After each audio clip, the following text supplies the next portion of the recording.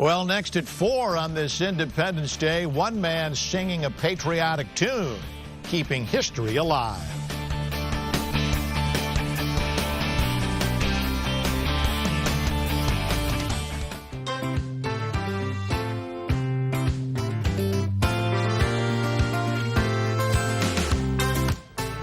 On this 4th of July holiday, a musical tribute. I attend a sing-along in Rock Island, highlighting a defining time in American history. Goodness, how delicious. I feel like I'm passing on a gift of another generation. A gift of Civil War melodies.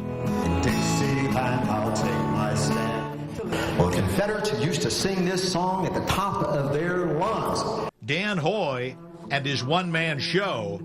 Give us a song to cheer our weary hearts.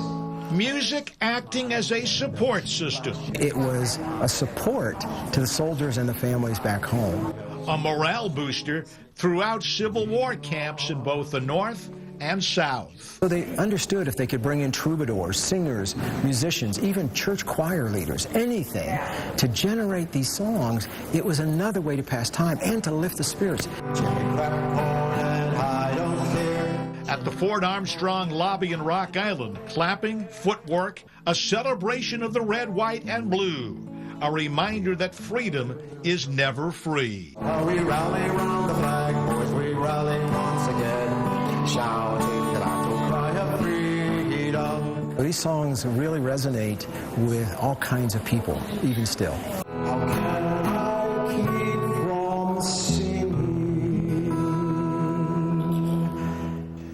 That was great, Fran. Yeah, he does a pretty nice job, don't you think? As a matter of fact, later this week, he's going to be performing this one-man show at the Hoover Museum in West Branch. Oh, and, really? Yeah, Dan is very, very gifted and talented. He travels to schools and does a lot of these kind of one-man shows, knows a tremendous amount about history. And he talked about this, Katie, about the homespun humor in some of the lyrics to some of these Civil War songs. I was listening, and they're very unique lyrics. I love what he's doing, though, because, you know, we all learn about this period of history in school, but I think the music that we're hearing right now, that's something that's not necessarily taught as much, so it's nice that he's working to keep that alive. Yeah, and some of these songs were, you know, sung as they were going into battle. Old Lang Syne, I'm told, was sung at Appomattox Courthouse towards the end of the war, and Dan wrote the narrative for this. He's been performing in this manner for about 30 years, and I love the attire too, Katie. Yes.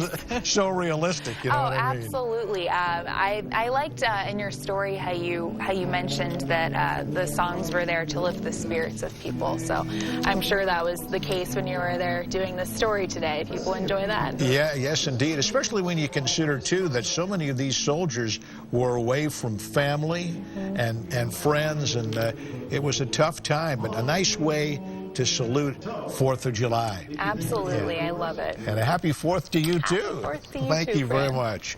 Well, taking a live...